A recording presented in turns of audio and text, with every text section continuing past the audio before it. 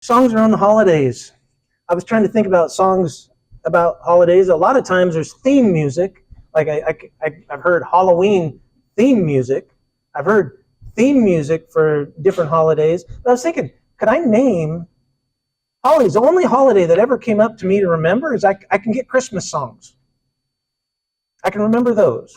Then now that we've done Hanukkah enough, I could probably come up with a couple of those. And probably during fellowship, you guys will go, well, what about this one? What about this one? What about this one?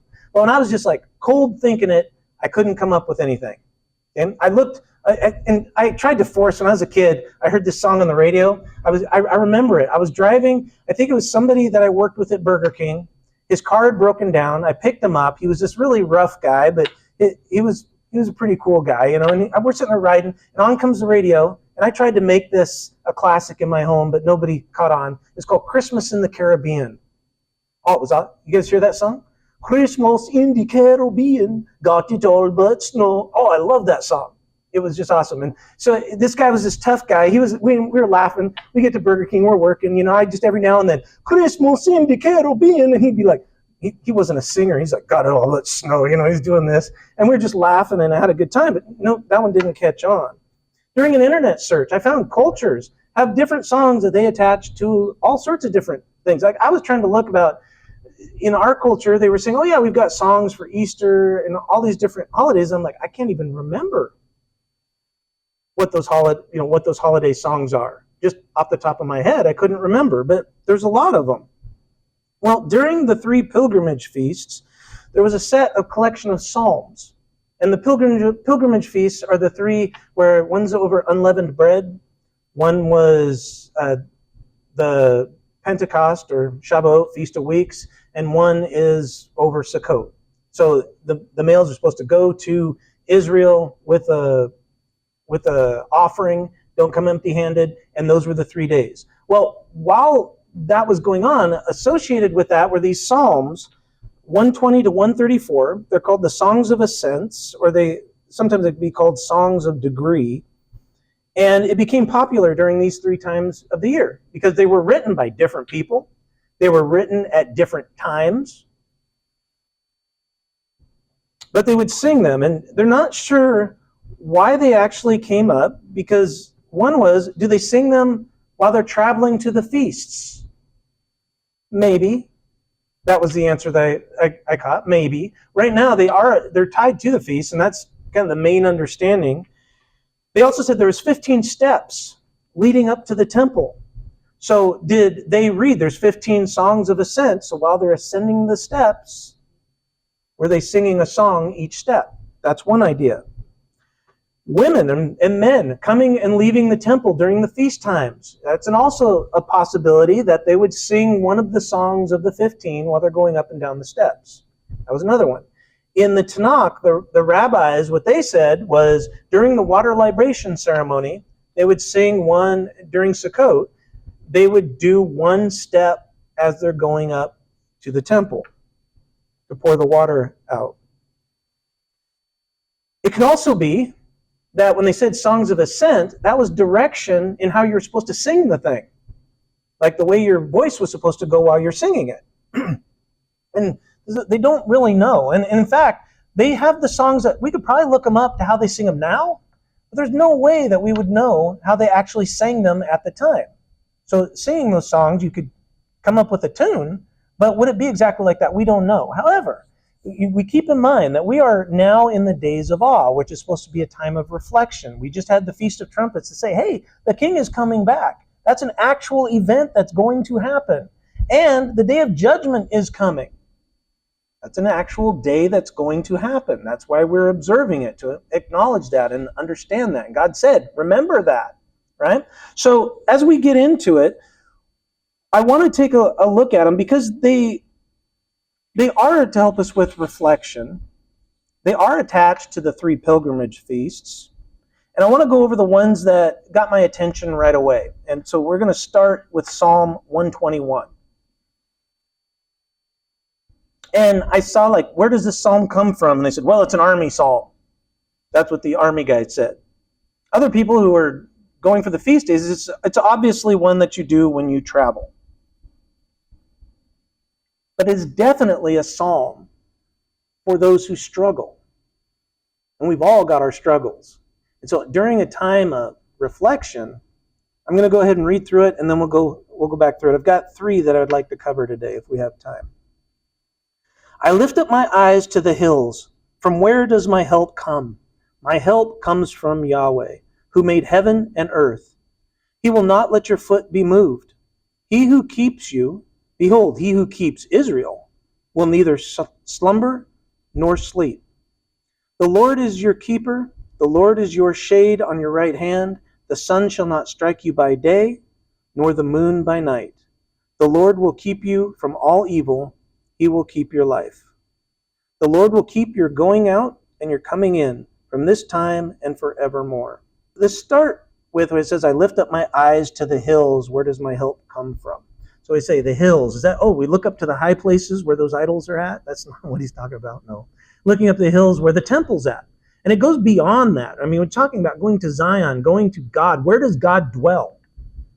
So we are not just looking to the hills where we had the Ark of the Testament sitting in the temple, but it goes beyond that. It goes to where God resides. We're looking to heaven. Where does my help come from? Well, it comes from Yahweh. And we're reminded here in this psalm, we have a God who made heaven and earth. So we are talking about God. Let's think about it, get it in our mind perspective, who we're talking about. He will not let your foot be moved.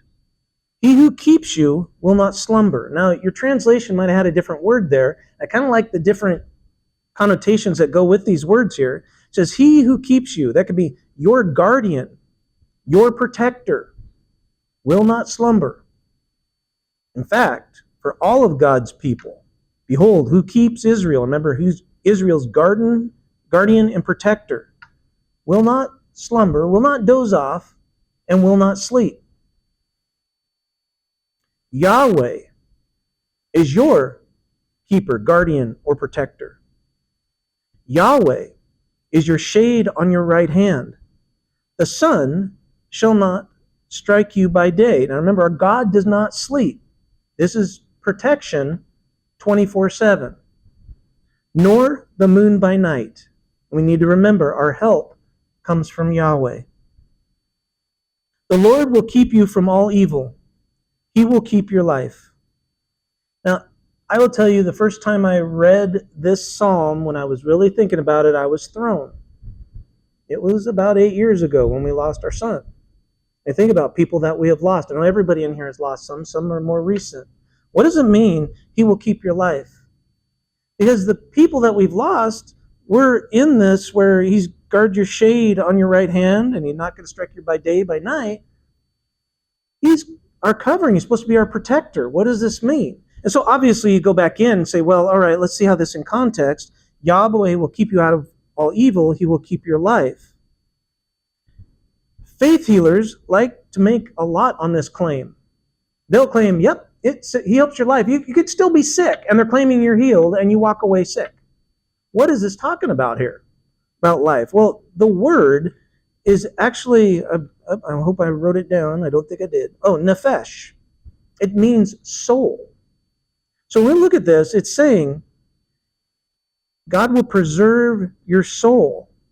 He's our protector who does not sleep.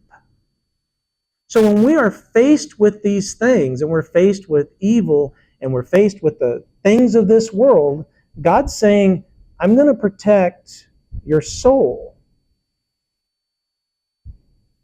And he does not sleep. He does not slumber. Yahweh will keep your going out and your coming in from this time forth and forevermore. So as we face hardship, we got to be thinking about who our protector, who our guardian is, who's keeping us, is Yahweh. Now this is, like I said, this is something for us to be thinking about while we're in this time of the Day of Atonement. Our protector who does not sleep is watching out for us. That's what, whenever we're going through stuff, this is what we need to be thinking about. He's guarding what's important. He's guarding our souls. And then I started looking at Psalm 122. And this one appears to be as somebody's traveling to the feasts. That's when it might have been written. And it says this, I was glad when they said to me, let us go to the house of Yahweh. For our feet have been standing within your gates, O Jerusalem. Jerusalem is built as a city that is compact together, where the tribes go up, the tribes of Yahweh, to the testimony of Israel, to give thanks to the name of Yahweh. For thrones are set there for judgment, the thrones of the house of David. Pray for the peace of Jerusalem. May they prosper who love you. Peace be within your walls, prosperity within your palaces, for the sake of my brethren and companions. I will now say, peace be within you, because the house of Yahweh our God will seek your good. Now, I like this traveling at the beginning where it says, I was glad when he said to me, let us go to the house of Yahweh. Our feet have been standing within your gates of Jerusalem. So it's saying is that it could have been during one of these feast times. On your way, this is one of their songs singing, I'm glad I get to go to the house of the Lord. That makes sense. Our feet have been standing within your gates. This means, like we would say, how do we apply this to us? And how are they singing it even when they didn't have the temple and they didn't have the city? This is standing in Yahweh's will. Now think of this, it's standing within the walls. It's not hiding. It's about God's established city that I'm standing in. This is a place about where God reigns. Am I standing there? Physically, spiritually, am I there? Jerusalem is built in a city that is compact together, where the tribes go up, the tribes of Yahweh, to the testimony of Israel. And that's what they called the Ark of the Covenant. All the things in it was the testimony of who God is, to give thanks to the name of Yahweh. So we're talking about this, where the tribes go up. They go up on these pilgrimage feasts. Unleavened bread, Shabbat or Pentecost, Sukkot. And they don't do it secretly. It's not like they're sneaking through the night to get there. They're giving thanks to God on their own, but also publicly. Now, when it talks about a city that is compact together, one of the things, they had an upper part of the city and a lower part of the city, like where people were living and all that. And everything was in order. And it was very protected by the walls around Jerusalem. And it was all together, compact. And the implication of this is that there's where heaven is in God's kingdom and those who follow here. If you are in God's will and in God's presence, you are in both cities. One city compact together is the implication. In some of the commentaries that I had read, they were making that connection, and I thought that was a good way to think about it. For thrones are set there for judgment, the thrones of the house of David. Talking about judgment before the king. Even Christ mentions about the thrones the disciples will be sitting on with Christ up in heaven. Pray for the peace of Jerusalem. May they prosper who love you. Peace be within your walls, prosperity within your palaces. For the sake of my brethren and companions, I will now say, peace be within you. Because of the house of Yahweh our God, I will seek your good. Talking about peace. Peace in Israel. I immediately started thinking about what's going on right now. I had to look it up just to get current stuff. What's going on in Lebanon right now? Now, they've got a lot of fighting going on. It's an interesting thing. There's a lot of people are saying the Palestinians and the horrors they're going through, France has even said, you guys need to start cutting off your supplies to Israel. And they're trying to encourage their allies all to stop doing that. But what is peace for Jerusalem? What is that actually going to mean? We're talking about feast day psalm here. They're talking about this. What is the peace that we're talking about? Well, we got it. Think of it. The 3 times that they travel. One is around Passover. That's the gospel right there. So how do you get peace? Well, you have Christ died on the cross for your sin and rose from the dead. The other feast, giving of the Holy Spirit. Somebody to convict you when you're not doing what you're supposed to be doing and to comfort you. He's described as your helper. And then Sukkot.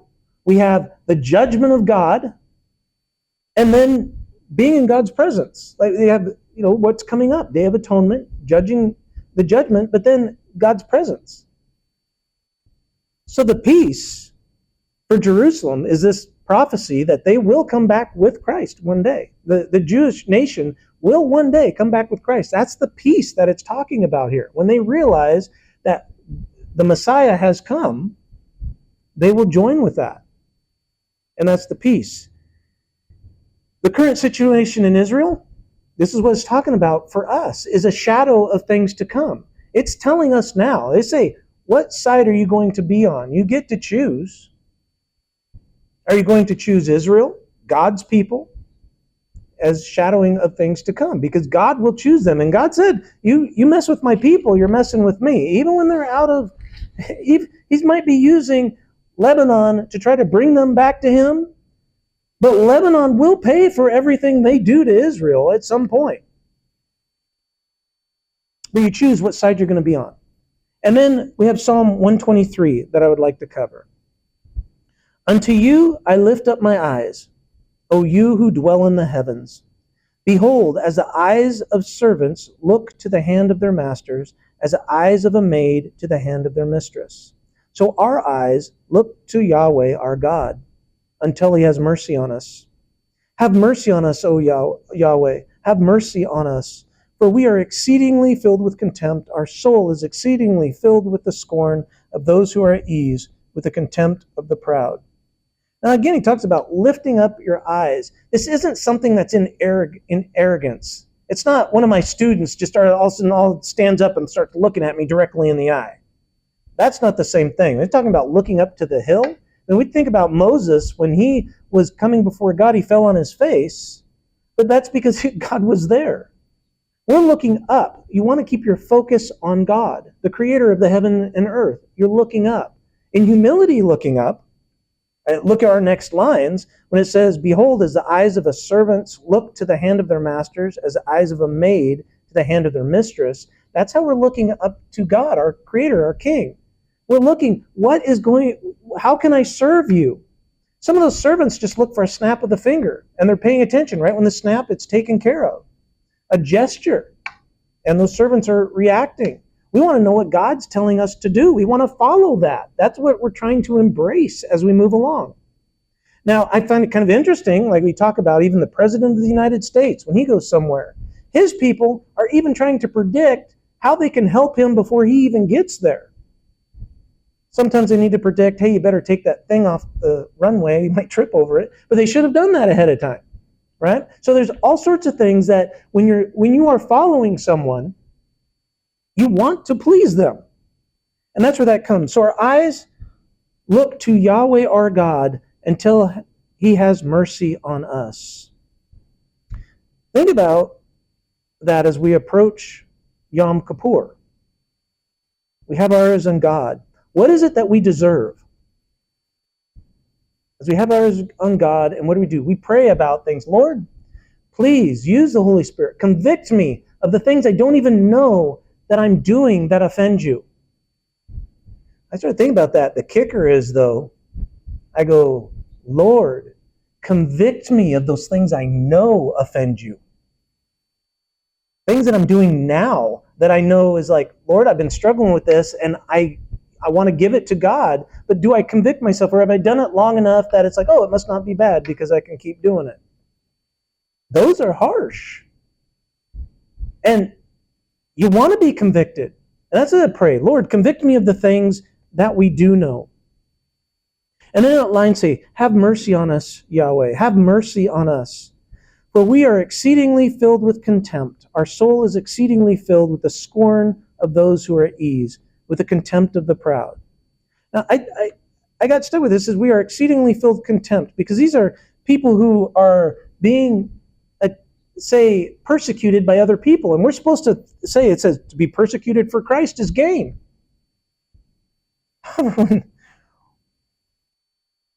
When somebody has it easy and has the world things, and they're being critical of us, you say, sometimes that's not so easy to say, oh, that persecution I'm facing right now, that's for God, that's for gain. Sometimes it's like, now I feel like crud. I'm feeling horrible. This guy that has stuff, taking it easy, has monetary wealth, has made things the idol, is now looking down on me. I've seen this also as like when you become at ease with the lines that says our soul is exceedingly filled with the scorn of those who are at ease. And one of the words was, looking up those words, it talked about being complacent. And said, I want things, and I know this is a convicting thing for me. I want things that will make my life easier. And the problem is those things become my idol. Because without them, I'm going to have to keep working because I need that thing. I'm not putting my faith in Yahweh. And that's where that's getting at. And our soul is exceedingly filled with the scorn of those who have gotten it. Like, I've got this thing that I worked hard for. I did it. I got it. You should do it too, because it will make your life easier. And then I'm sitting there going, man, he's got it going on, and I don't have that. I wish I had that. I don't go on that trip. I wish I'd be able to go on that trip. I need to work harder for that. And then you're saying, so he says, don't let that scorn get me with those who are at ease, or those who are proud, contempt of the proud, where they're saying, look at what I've done. I'm blessed. Look at everything I did. I'm blessed. And they look down on you. And the problem is, you say, well, yeah, but the persecution, for Christ is gain. But a lot of times that persecution fills us with anger instead of, hey, that was good. I got insulted today. And a lot of times that's not where we head with that. Hopefully we get there and we say, Lord, have mercy on us, because it's hard for us to get to that mindset. And I really like these 3 Psalms together during this time, because it is a time of reflection. So we think of the 3 things that these Psalms talked about. Remember that God is the protector of our soul. Period. Yeshua died, rose again, and he's coming back. Period. The very last piece is about humbling ourselves before our King. That's what that last psalm was about. To be able to get to the place where we are laying down before God those things that we might end up idolizing and becoming a conflict with us. We need to honor him by following his instructions. We need to be praying that we follow his will, not our own. But also, when I see this scorn above others, I'm like, and we need to be praying for those people. Because we know people who aren't following Yeshua right now. We know those people, and we need to be praying for them. As we're going, Day of Atonement, we're going to have a service next week about the Day of Atonement and be talking about that. On that day, when it is actual the day, there's not going to be a sermon about that. If you're not right with God, you're judged for that. If you don't have the blood of Christ covering you, God's going to see your sin, and you are judged for that. Let's pray.